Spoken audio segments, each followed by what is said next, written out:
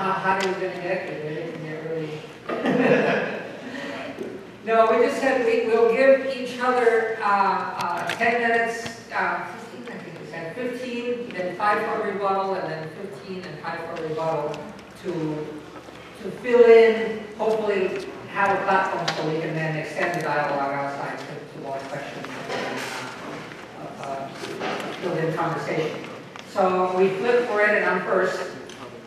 So I want to make sure to let you know that this presentation, even though, I don't know, it was decided many months ago, was not hard to prepare. And it was not so much because the subject, you know, it's so important that that which way do you take it? For me, if knowledge is light, you know, there are so many facets to how you can bring light to a subject. So let me get to the one that you came for and it was advertised for, and that was the why rejecting funding. You won't hear that often. But it was a very easy decision. I would say that when it came up, we have a goal that directly affected one of the groups that I work with, which is the Immigration Forum. That is money for working with immigrants, and the why has been so supportive.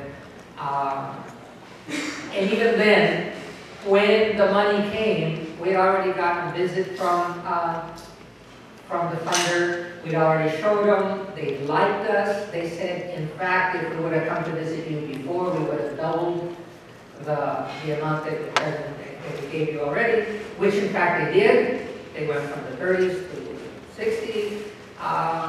So the relationship was very good for the funder, but the stipulation in the contract was that the Y dissociate itself from ICER, the Illinois Coalition of Immigrant Citizens.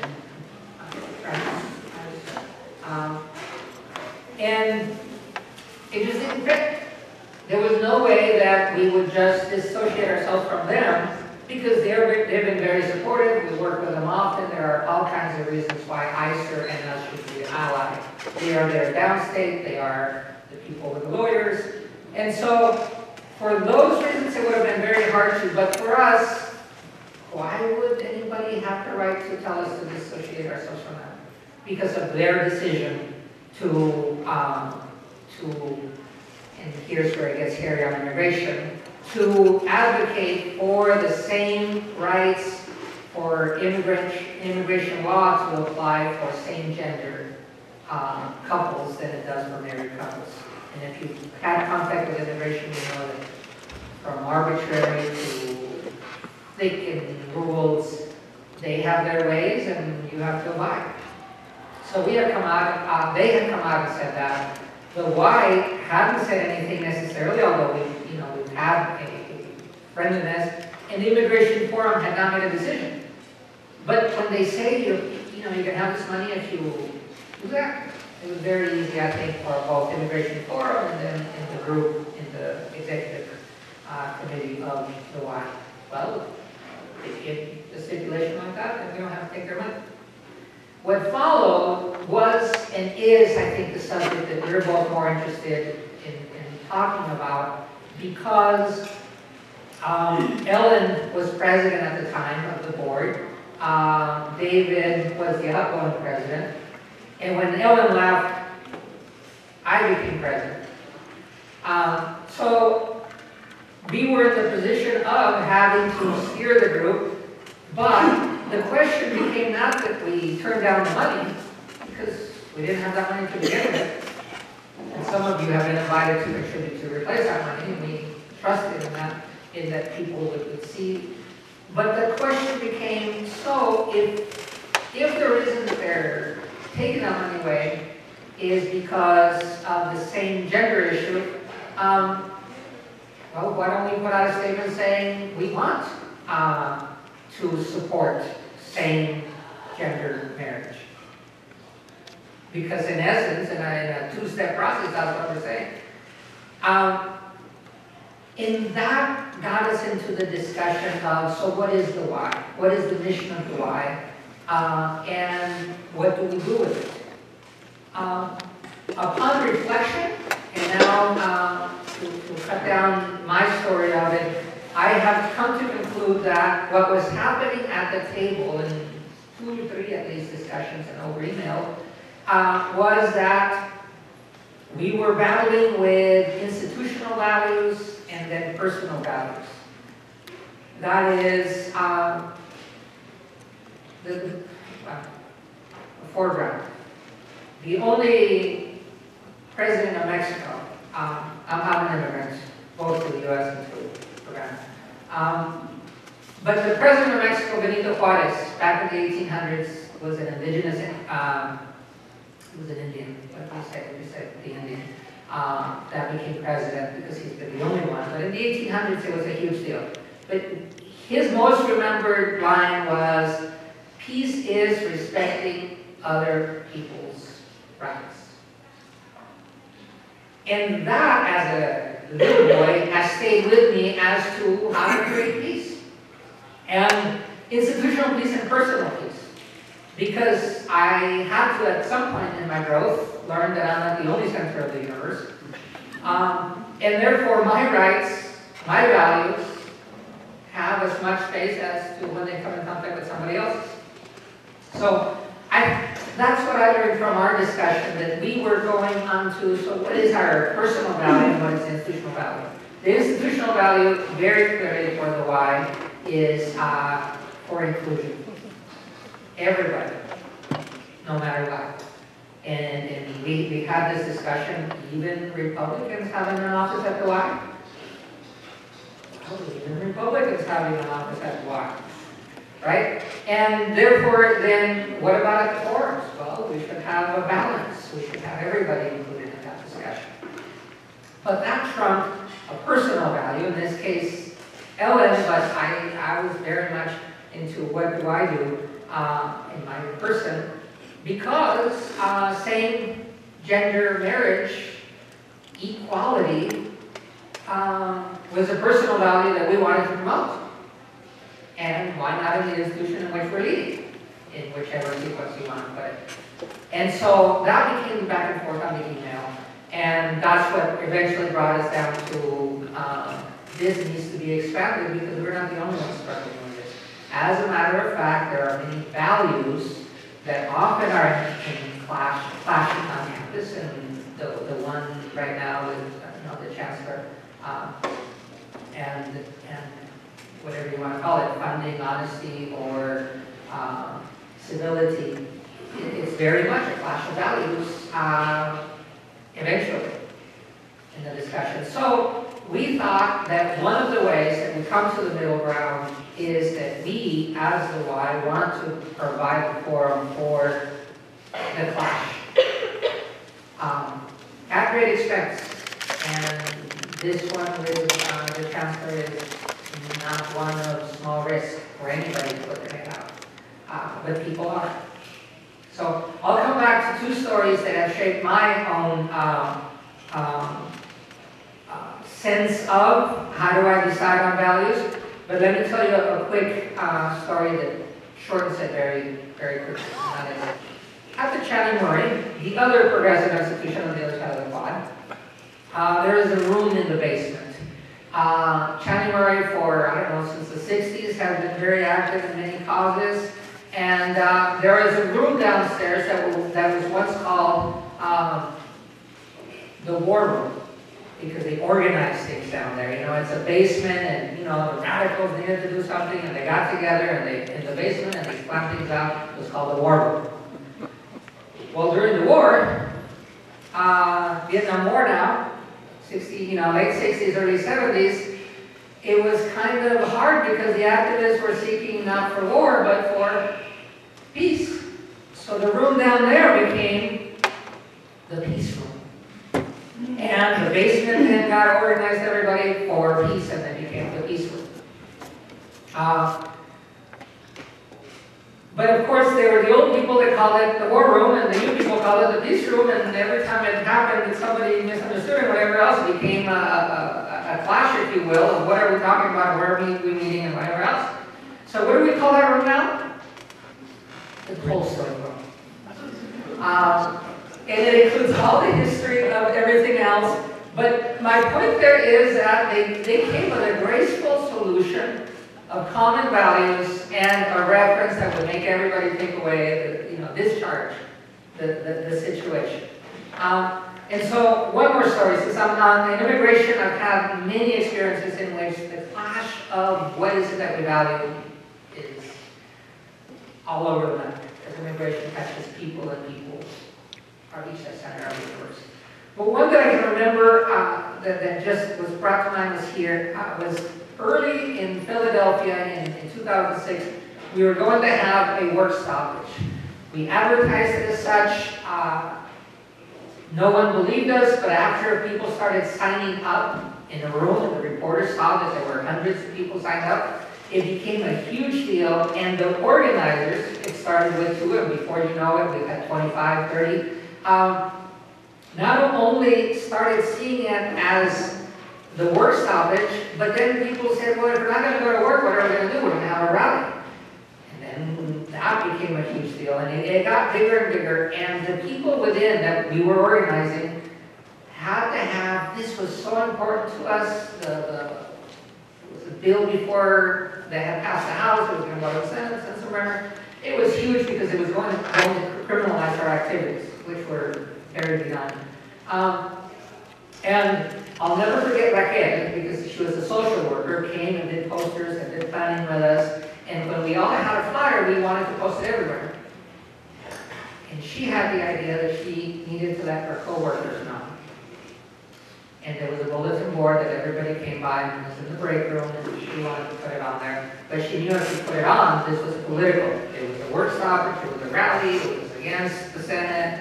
It had all the particularities that would say that you can't post it either. But then she said, but I really want to let everybody know. It was burning, that it was of value to her. It was that thing she cannot reject, and she can't just let it be. And she wanted to post it, but she went to her boss and said, I really want to post this. She was suffering what most of us suffered at the time, which was we would lose our contracts and we would lose our jobs, and many of us did. And that was Raquel's personal way of doing it. And at her boss, so then her boss looked at her and she said, you came to me with this? And of course, poor Raquel, immigrant, Dominican Republic, worked very hard to get there, and her husband was in medical school, and it was very tough at home. She gambled it, and when she got that kind of response with this, she was ready to cry. And then her director says, I want you to stand up, and I want you to go out with me to tell the rest of everybody why you're bringing this poster up. Because I want every one of our social workers to be as committed as you are to the people in your church. Poor Raquel had gambled on her values, and she had gotten a response that she didn't expect, but she was willing to take and pay for. In our situation at the Y, we may not have been at that point, because money comes and money goes, but the personal values, when it's a personal value, I say that we just put ourselves on the line and things happen, and we eventually do. When it's an institutional value, as it has been here, and we answer. That's why you have boards, and that's why you haggle, and that's why you have a closed room, and that's why you make a decision and then you pay for it or not. Much like the Board of Trustees just did yesterday. Because as an institution, those values are agreed upon by a group of people in which they share it. On the personal side, and wherever, and every time I looked at my values, I thought, almost everything that I would put my life on the line for comes from religion, God, family, that kind of thing. So that's my introduction as to the quandary of values and how they clash, a small division of the source of them, and then how we deal with them. And I'll come back when I ask David a couple of questions to see where he goes, because we have not consulted in that way, almost on purpose, so we can see where we both inform and open up the floor for you all to contribute. So, Commissioner, Your turn. Well, thank you, Ricardo. If you came for a debate, you may be disappointed because there's not a lot that Ricardo just said. Am I coming through well enough in here? Okay, so do I need to lean up? Am I okay if I lean back? No. I don't have to keep it up. Keep up there. Okay.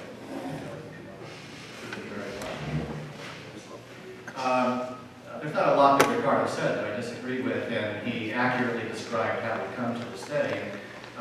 So as a 5-minute response, I think we agreed we each take 5 minutes to critique the other. All I will say is I think Ricardo has accurately described what we want to talk about. There was a specific decision made last spring, but it opened the door to a discussion among our board at the Y about really who the Y is and how are we going to confront and embrace difficult decisions where institutionally the passions of the institution may not follow exactly, or we may not want them to follow exactly what the individual passions are for the individuals who are involved at a particular time in our history. So I agree that what I would like to talk about is not so much the decision we made last year, although that will be an example in a few comments that I've jotted down. And I've got a few others because I like to be a little bit more specific. I like asking tough questions and trying to put myself in a hypothetical situation with real issues that are out there, and I'll try to do that to give you some feeling for what the board goes through when we confront some of these issues. But I think it requires us to ask the question, what is the University YMCA? Because today it may not be the same organization that some of you in the room remember from long ago, and maybe, and some of you in the room may not even know what it was long ago. So just a brief bit of history that I think sets up the points that I'd like to make. The Y, of course, originally, historically, was an evangelical Christian organization, outreach to the community. The university-wide movement was an effort to locate that kind of an institution within university communities. Its sole purpose wasn't Christian evangelism, though. And many of the values that we cherish today as a Y have been true all along. We've always been in favor of providing opportunities for leadership development, and I jotted down a few things: international hospitality, public service, and also, I think, throughout the history of the Y has been our pursuit of something called social justice.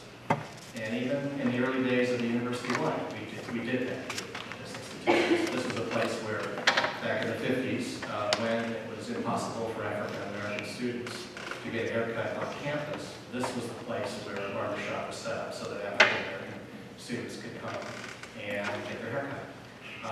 From a political point of view, this has been a place where often the minority political view found a place to express itself, just physically, where when probably prior to the 50s, this campus was primarily, I would say, more conservative, and to use the political term, Republican. This was the place where a Democrat could come and actually make a speech. It was from this place. I know this because my father was involved. He's here today, and he was a student president of the Y. It was from this place that the march was led to the president's house when the University Board of Trustees fired President Stoddard, because he was, if you know the story, he was staffing the economics faculty with Keynesian economics. And because of that, the more conservative Board of Trustees fired him, and the march that supported President Stoddard, in other words, tried to support his freedom to point that kind of a radical view to the economics faculty. That march started here. So we found ways of helping people express themselves, even when they're in the minority. Over time, of course, the evangelical Christian part of our mission has changed. It's not there, I have to say, as an evangelical Christian myself, I have to say that it's not really what the Y is today. And we've morphed into something more like a place where there can be a free exchange of religious ideas. We protect the views of the minority. We want to have interfaith dialogue, interfaith engagement, and we do a lot. That's one of our hallmarks. It's one of the things we try to do a lot of. The social justice part of it still exists. And so in the name of social justice, we do a lot of things as a YMCA. And we try to give students the opportunity to pursue their dreams about what social justice looks like. It's the social justice part of the equation that, which is where the Y finds a challenge. It's interesting. And the problem is, I argue, here, we might find some disagreement among board members of the Y or the constituencies that are represented here. It's here that I feel that before we pursue some kind of understanding of social justice, we are first about the other goals that I mentioned: religious tolerance, leadership development, international hospitality, and public service. Now, to this challenge of how do we confront the question of what does social justice mean, to this challenge we add a very important tool that we at the Y feel is something that should be used in addressing these questions, specifically the diversity of our constituencies. And this includes, as Ricardo said, all of the stakeholders: members, students, alumni, and even people who aren't active at the Y, but at least for the purpose of our discussion of social justice issues, ought to be included. We want the diversity of those who would be involved in the discussion. And it's that conversation that we hope includes people representing all viewpoints. It's that conversation that is my concern as a board member. It's the integrity of that conversation that I always want to protect. And unfortunately, since diversity is elusive and something that we take very seriously, but when you get down to defining what diversity means, you run into some difficulties. Diversity in what respect? The easy things, the things we don't argue too much about, are race and ethnicity and international background, and gender and sexual orientation. Those all are examples of things that divide us into different communities. And we want all of those people represented at the table. But I believe that in addition to those things, maybe more important than those things, is that we seek to achieve a diversity of thought. And that in a place like this, especially as it ebbs and blows with the winds of culture, there's a risk that in the name of political correctness, or whatever you want to call it, there will be segments of the thought universe that don't get to come in and be part of the discussion. And that's the challenge. What if we agree as a Y that social justice is a reasonable goal, but we don't agree as to what social justice means? Or maybe we agree on the ultimate goal of social justice, but we can't agree on how to get there. The loss of funding for our immigration work is a good example of this. Ricardo's already given you the background. Someone with whom we agreed as to our work related to immigration also told us that we had to disassociate the Y from an entity that shared views on immigration, but also favored same-sex marriage legislation. And we refused to take that money because it came with strings attached. It wasn't that the Y formally or institutionally favored same-sex marriage. It's that we were being told that we had to take a position on the issue in order to receive the funds. Culturally, I would argue, that was a real easy call. As the media makes it out, that was a hard thing. It cost us, what, 30 grand? Something like that. 60 grand in a couple different pieces. But culturally, that was a very easy decision. The culture of the Y is favorable to same-sex marriage. Let me suggest a more difficult hypothetical. What if the organization providing us with the funding for our immigration work required that the Y take a position that opposed same-sex, that favored same-sex marriage? Would we have taken the money then? I would have been opposed to it, just as I opposed the money here. Because I don't like an organization in one of these areas where there are differences of viewpoints telling us that we have to do one thing, even as we work together on a goal or in an area that we all care about, that being our work in the area of immigration. Last year, the board continued its discussion of how to promote diversity. I've probably been more outspoken than some, as I have encouraged that the Y protect our role as an encourager of diversity of thought. Let me give you a couple of examples. The debate over abortion rights. Justice. We all care about justice, but justice for whom? Justice for the unborn child, or justice for the mother? I'm one who believes that both positions should be represented in the conversation here at the Y. Here's a second example. Racial equality. Another goal that I think we all, historically at the Y, has been something that's been very important to us. But how do you achieve racial equality? Affirmative action? Yes or no? There are people who are equally passionate about prohibiting discrimination based upon race, who are on different sides of that view. If your culture favors one over the other, you deny the minority view, at the table as you talk about things. And then finally, the question that we confronted last year, same-sex marriage. Are we saying that a person who opposes discrimination based upon sexual orientation in housing, employment, access to public accommodation, voting, and supports laws that criminalize that discrimination, but believes that because a heterosexual relationship by definition is the ultimate way children are created, and so somewhat arbitrarily we as a society decide to give special status to heterosexual marriage, would that person not be welcomed into a conversation at the Y? Or closer to the point of our commitment to interfaith dialogue, what about people who come from a faith system that says that an active gay lifestyle violates their understanding of what God has ordained, even though, again, to ask the difficult question, they are absolutely opposed to most forms of sexual orientation-based discrimination and favor laws that criminalize such discrimination? Are those people not welcomed in our conversation at the Y? In other words, if I were such a person, do I have to renounce my understanding of what God has said in order to be treated with respect in the conversation that the Y sponsors?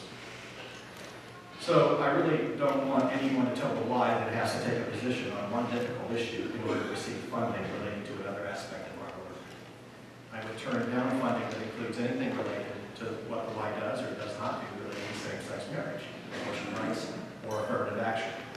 It is not to say, as Ricardo has said, that is not something that institutionally we should wrestle with. We should talk. We should involve our board, our constituencies, and we can take positions on questions like that. I'm just saying that I don't like the idea of someone from the outside telling me that funding for immigration work has to come with the string attached that I have to feel a certain way institutionally on the question of same-sex marriage. So, in a program like we're attending today, I get to ask the hard questions, but I really don't always have the right answers for the hard questions. And maybe that's the point. No one of us comes to a place like this, or an organization like this, with the right to impose answers. But the Y is a very special place. It's a place where we are not on university property here. And as we help students or our alumni or whoever might interact with us navigate the questions of culture that are here today and gone tomorrow, I've given you examples of how the position the Y has taken politically over the years has gone from one extreme to the other in terms of who we're protecting. This is the perfect place to create space where those kinds of conversations can take place. And nobody really disagrees over that. It's just that when you get down to specific questions, sometimes the culture of the Y has tended, in my judgment, to preclude certain participants in the conversation. And the conversation would be held if we understood that we want those people. Okay, so a couple of questions for you. And when you pose some hard questions, but there have been hard situations. So first, my disagreement in some of the language. I can understand how you can derive that the Catholic Charities was asking us to take position. But I don't think that that's necessarily what they were asking. That is, I don't think the letters from them imply that we should put out a statement saying we do not agree with same-sex marriage. And therefore, what follows from what you said is, I don't think we need to put a statement out on issue. We discussed that quite a bit internally at the board too, as to, if we say something on same-sex marriage, we'll have to, as things come along, we should put out a statement on where we are with many issues, especially that the students bring up. And that was discussed enough to say, you know what? No, we don't. We can take them as they come, and whether we feel strongly, it's one of the things that we value. So again, coming back to the question, are they forced to take a position? No, not on this and not on something else. Because the money wasn't without string attached. Let me put another one in. And maybe we'll trade places for a second. Because I have no problem with the Catholics putting a string on it. When I give money to some cause, I fully expect that what we agreed on, what you told me you were gonna do, that's what I'm funding. We designate funds many times, and in this case, it was an issue that touched me very, in my soft spot, but it could have been a religious issue or something else. When people give money, that's what they do. And in this case, an institution, for me, had a right to say, if you don't do that, I'm not with you. And so, that was it. So the last part of this is a contradiction, and Casey, you're within range, and so I'm going to bring it up because I remember the feeling. Whereas now the chancellor is battling the other side of free speech, I remember the feeling that we had here at the Y when the F. Phyllis came the day that it was, some students wanted the university closed. You know, for safety issues or for laziness issues or whatever else, a lot of people put out some very nasty things about the chancellor. And we weren't happy, Casey. There were many people within the Y who said, we need to do something. That is just not acceptable. And we were thinking of having a forum here and everything else. And I thought to myself, not only are we so open to other discussions, but we actually don't make it comfortable for people who just want to express how they feel. Because we may be open to the conservative view, we may be open to a for having space for pro-abortion or anti-abortion. But one of those groups doesn't feel very comfortable here. And as a minority walking in, I may not feel very comfortable either, in fact. So saying that we're open, but making an atmosphere that is actually open, like again was proposed on the board, it says, why don't we have multi-language signage? Mike, that was a proposal that you brought forward, because we wanted to be friendly. And I had to disagree. Being an immigrant and liking my signs in Spanish when I can see them, because I said, you know, if you put up a sign that says, baños, restrooms, and then in Korean, you put up the sign and you're signaling, I'm friendly. But if that same person goes to the front desk and says something, there's no one to answer in their language. So aren't we being false by putting up a sign? Because we really can't, we are not what the sign would signal. So I beg to differ on that motion. So what I'm saying is, the question is, we may say we're open, but if they're not comfortable here, then what is it? And that's an ongoing discussion that is part of our attempt to be diverse and to be welcoming to diverse views.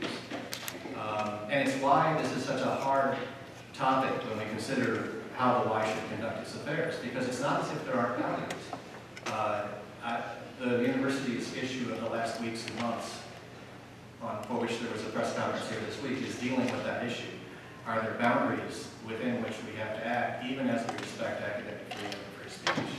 The chancellor says something about a boundary of civility. We have the same thing in the issue of same-sex marriage, because when the Y took the position it did, without naming names, I can tell you that we got hate mail from some of the evangelical Christian community that basically was so critical of the decision and suggested that we would all rot in hell and all these kinds of things. And that kind of a person, if that's the way you're going to conduct yourself in this dialogue, in my judgment, doesn't get to participate in the dialogue in the same way.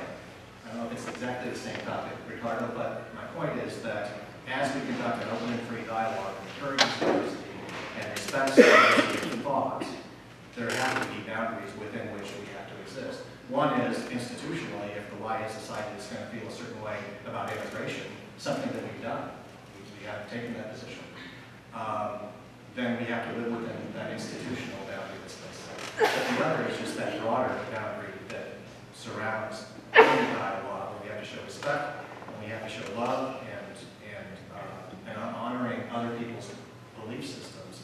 And when they cross the line, they don't get to participate. So in one sense, we are saying that we value diversity, we value independence, and we value civility, even if it comes at the cost of not valuing some of the issues that are about code that we feel are just. I'm sorry, you're the lawyer. Thank you. No, there are no absolutes, you know, in an organization like this. When I go to my church, which believes in absolute truth and believes in a certain worldview that is driven by biblical principles and fact, in my judgment, there are absolutes. But when you establish a why, particularly as we have evolved away from a why that is a Christian evangelical outreach group, which is not, then there are no absolutes. And it becomes even more important to include the diversity that we're seeking to include, to help us navigate. That's why there's no easy answers. Well, and then that may lead then to the open floor. One of the things that we are looking for as a board is consistency. Consistency in knowing, maybe not in the issue of the stance that we might take, but consistency in providing a forum that is open for the discussion. And we're looking for a way, and I know most of you are donors or already participant in committees, but it's an open invitation.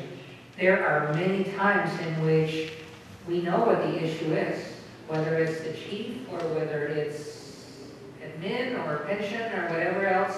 We know that those issues are boiling right now, and there will be a sudden, or not so sudden like this week, confrontation of it.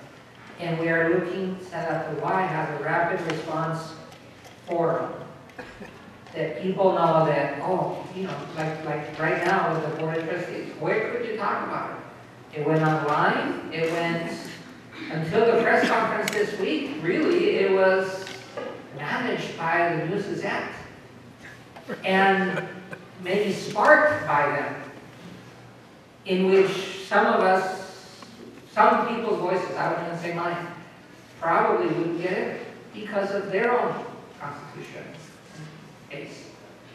So the thought is hopefully to leave this room that as the semester is coming, we are still trying to provide consistently a space where all those ideas get hashed out respectfully, civilly. Whether we get to discuss at the conclusion or not, we have to have somewhere where we can talk. And it just doesn't happen. Physically, for me, where do I go? Except talk to a couple of people that work of it and then read my Facebook and the paper. It's not happening. I don't feel like I have it, and I want there for them to be that place. I think we pretty much have said that's what we want. How do we get there? It's right now open for ideas and participation. Because at church, you're going to have your limitations, and I'm going to have my limitations. So, anyway, are we okay with opening that from there? I've got one more line at the very end, but I think we said we keep managing. Yes. So yes, any question anyone would like to share? I see one hand, and then I'll come around and with the microphone.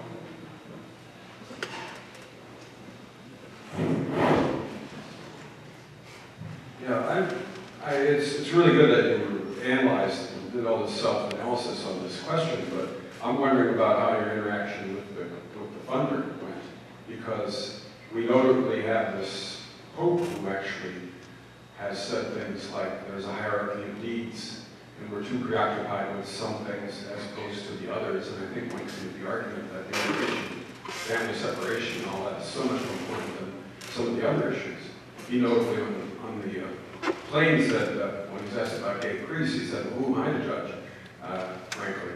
But it's very reminiscent to me, and I'm sorry, I'm not really asking a question here too much, but it reminds me a whole lot of the two previous popes who were quite good on anti-war stance, but they did nothing to transmit that down to the diocese, and actually, it looked like they wanted to be good on record, as opposed to actually doing anything substantive. So I'm afraid that we're with this pope, though, saying lots of good things is a thing, but that's, I don't know how you'd like to respond to that.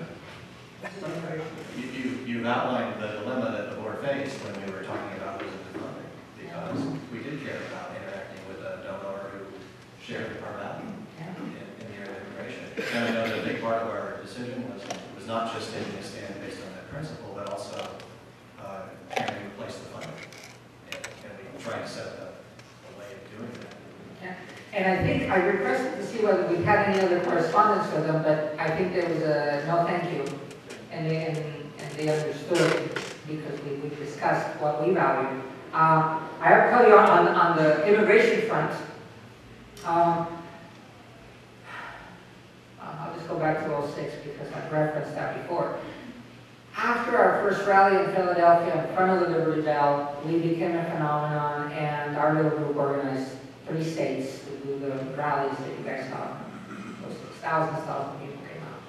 And so everybody wanted a piece of it because we had literally hundreds of cameras in front of us. And I can recall having the Communist Party and the Socialist Party represented on either side of me as we had a round table as to what the next action was going to be. Not to say that we didn't have everybody else. We had a group of businessmen that represented the Chamber of Commerce too, and they were in the same room. But they didn't fight with anybody because I was very clear. My communist friends, my socialist friends were very angry because we didn't take it, and they went in a different direction. Maybe both to the left, but in a very different left. And I came to realize that what unified us was actually the fight against the Congress. And so I asked everybody, and I purposely then learned, they sit side to side, and I said, guys, we are going to fight to the front. And we put the message of the Congress right in front of us, and you don't fight with the people on the side, to your sides. Fight to the front, not to the side. Because we needed to have a common language to do it. So on immigration, in this case, not only do we not have the money, but actually the Y has continued to grow, on the one side. But that money, we're not even close to it for it. The some replacement money came, thank you, because you donated and Amazon came and had a great benefit. But ultimately, that money doesn't. But you did get, lastly then, to give the opening, and I think this is where we come in, Megan. On Tuesday, we're having an event for originally 7, now there's 5 children, Central American, that have been located to this community by immigration. The Central American children you've been thinking about, you've been hearing about all over the airways. And on Tuesday, we are having a speaker that provides the context, and then the interviews, the lawyers, what they see and what can be done, and therefore then to get them legal representation. So there you go. Kathleen has the flyer, but I think Megan has a bunch of flyers that will hand out to you. Yeah, for anybody that wants to know and don't have time to pick up a flyer, it will be at the Unitarian Church at the corner of Birch and Green, 6:30 to 8:30 Tuesday, and it's free, open to the public. Yeah, the fight continues, money or not, it still has to be done. It's a personal value, it's a group value, and there are lots of us still highly involved in making this. And let me also comment, not to diminish what was just said, because that's an example of how the Y has taken a position, and we are working in this area. But let me again return to, at least my view, that giving students the opportunity to develop leadership skills and pursue their passions is first and foremost what the Y is about. That's why, if it were up to me, I would allow a student group that was pro-life to have their office here right next door to the student group that is pro-choice. Because both are pursuing justice. Both feel that they're pursuing justice as it's been defined. They're within the spectrum of mainstream thought within our world, our country.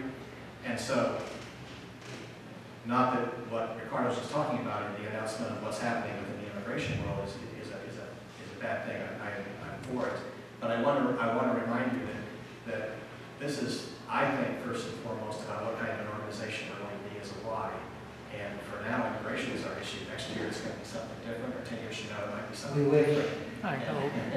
And we're trying to create an environment where the Y can be a tool that can be used by society, and specifically the Champion-Urbana Society, and more specifically the University of Illinois community, to encourage discussion among people who might feel different on some of the issues.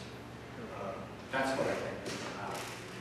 We over the last 30 years, we've gone from being a YMCA that was mostly about kind of, I'll call it ministry, small end ministry, not Christian or Jewish or Hindu or anything else, which is ministry, to one where we are a collection of interest groups.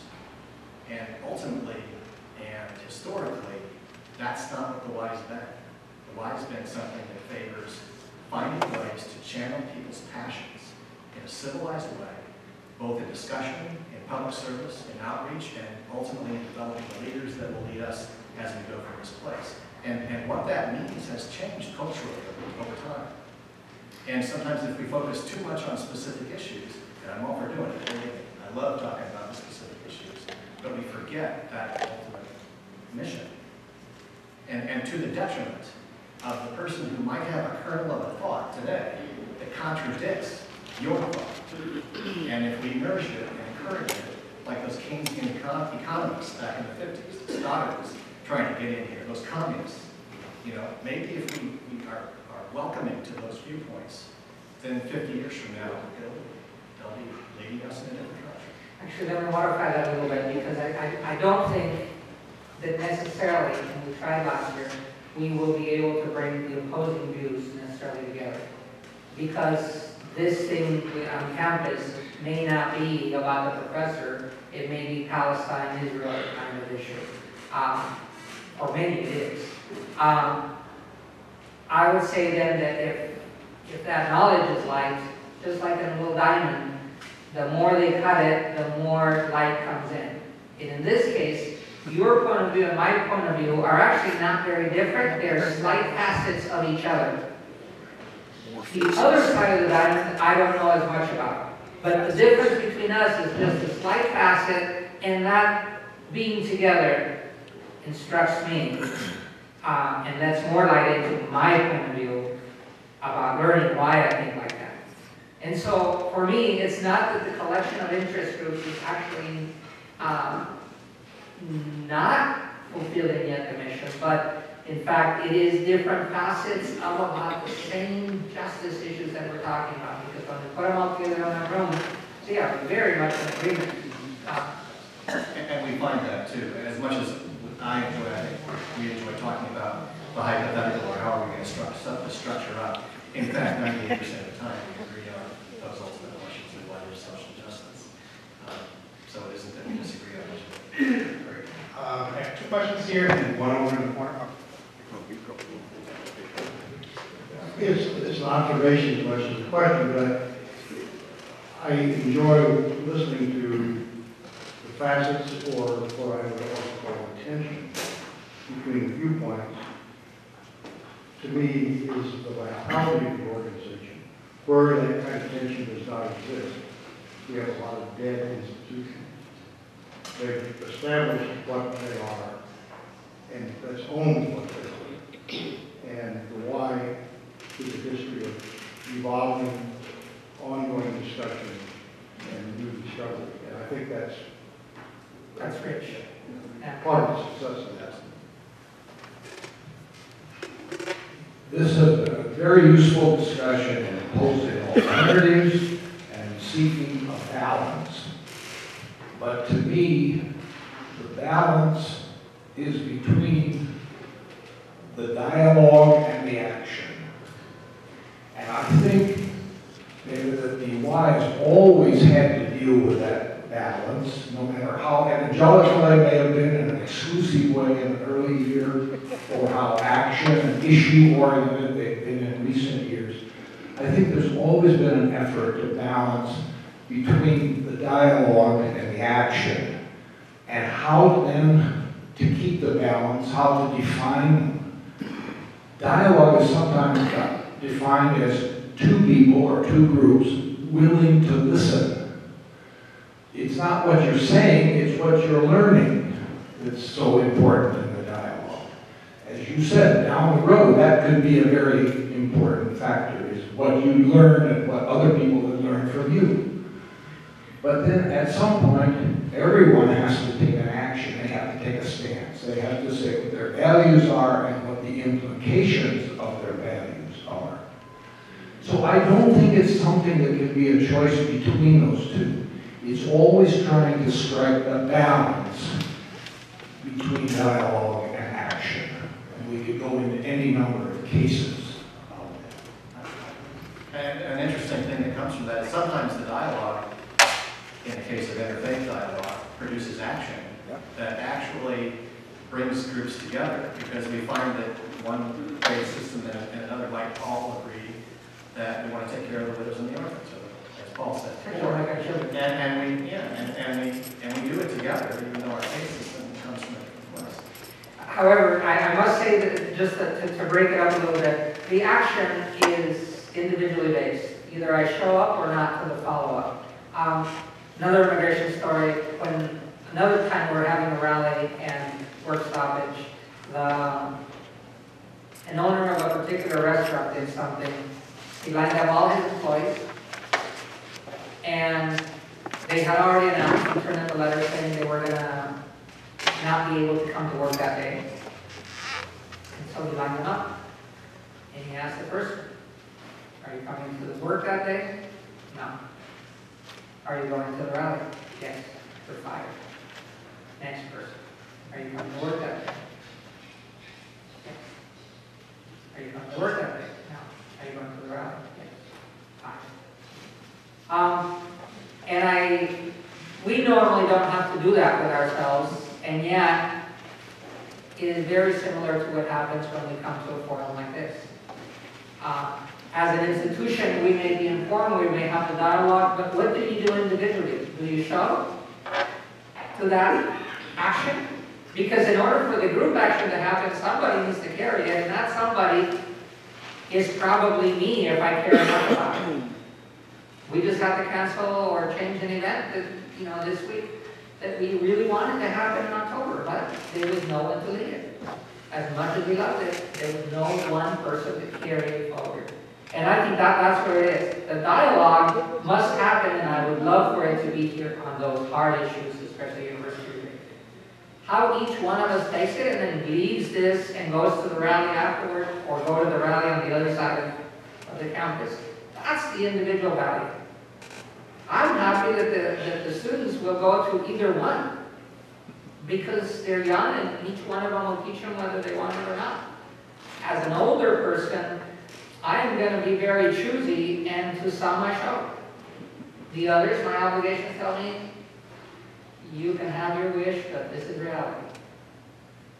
But when the value is high enough, I will argue with my wife and say, I really need to go, and we're going to have to figure things out, right? So I would say that the dialogue happens on all levels, but the action always happens on the individual.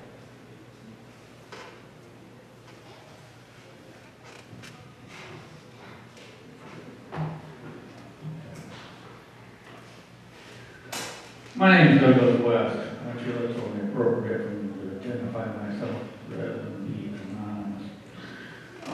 I have lived in this town with the exception of a year here and pieces of years here and there all my life. My father was a professor in that design department, to which reference was made. And I have never lived in one culture in my life, ever. I have friends on every side of every issue, any issue you care to name. Good friends.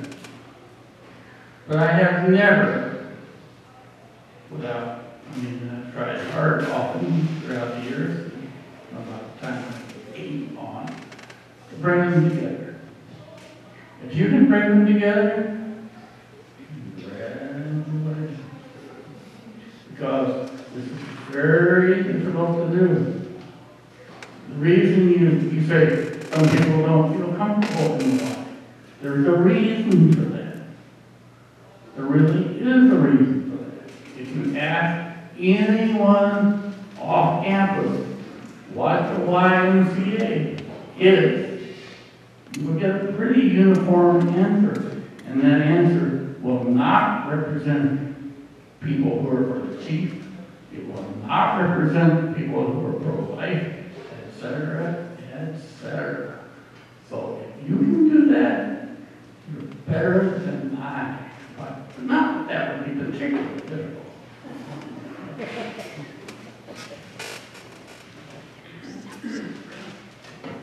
Any other questions? Okay, well, seeing none, we've gone ahead and allotted 2 minutes for closing remarks for each speaker, so I will turn it back over to you. First, I don't have anything to add to what maybe Mr. West's last comments give a springboard a bit. If you set yourself up as an organization whose purpose, among many other things, is to encourage dialogue between people of different beliefs, then we darn well better try. I mean, if what you're saying is don't try, or change your purpose. I mean, if we want to try to make the why what some of those people we're talking to say, then let's become a public interest group, and let's pick our issues, and it might be political, it might be social service, it might be religious, I don't know, but that's not what we are. We are uniquely situated. I say uniquely because I'm not sure that the university has organisms or organizations within it that do as good a job, or potentially could do as good a job as what the white do. We are an organization that established itself to encourage dialogue with people who don't agree. So it may be a challenge, and that's really what the program's about. Yeah, and I think we want to meet that challenge. This exercise, if you will, leading up to today, got me thinking about not only my own values, but what they are and how they come about. And I noticed that while we're talking about values that collide, and how do you get yourself through to the next stage, that value, that thing that I will not let go of when the tough moment comes, is only highlighted when there is a tension and when there's a collision.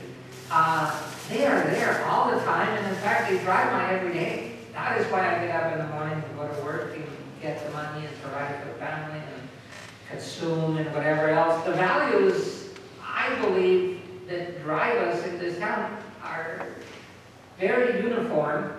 And as an immigrant coming in and seeing everybody, you know, do their grass and follow and stay on the right kind of side of the street and stopping at stop signs, I'm like, wow, this is like me. It's like a world that, you know, I get to see on TV and participate in. Because it doesn't have to be like that. And in fact, in many places it isn't, that I've lived and that I've observed. Most of our values here actually are colliding.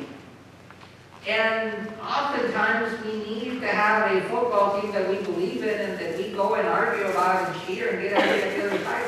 It's an imprinted, you know, defense of something that really, we don't really value, because we'll go to the next place and I'll be green instead of orange or whatever else. You know, we make up even reasons to disagree with each other because we don't have a lot to disagree with. And what's happening this week is for me, if you just get together once in a while, guys, and if they had gotten together in the same room, they wouldn't have this argument with the board of trustees in the same way. They may not come to a conclusion, but they do need to talk. And for me, then, that's what I want out of this. Out of the values that I have, I want to dialogue them through, especially with the other side, because I know that I'm not right. I want to be right, but maybe I'm not. Let's get it out. And this is the place, I hope, through this and the other platforms that we've had, especially when we make an effort to not let something go by, contradicting the Midwest style of avoiding confrontation. I would rather we have a formal debate on it so we can expose the views and take out that room that will boil and make you angry when you get home. Might as well put it out here. Thank you. And we probably wants to run the rest of this.